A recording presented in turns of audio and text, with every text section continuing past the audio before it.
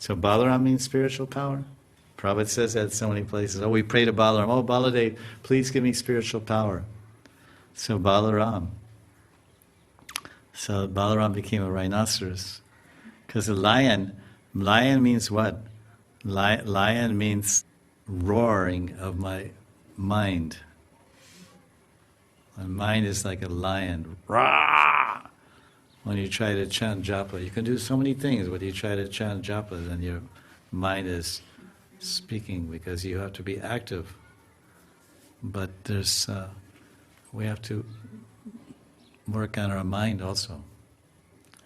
So the mind is roaring, but then the Balaram, if you remember Balaram, then he can throw that lion of the mind in the sky, like this rhinoceros in Africa threw the feline, the female lion, feline, threw her in the sky like a little rock, like a little ping pong ball.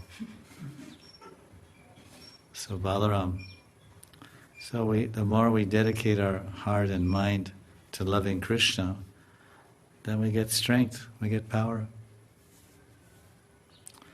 And loving Krishna means, Raman means trying to really satisfy and please Krishna with all of our activities and thinking and speech and desiring and hankering. It should be to please Krishna, to love Krishna.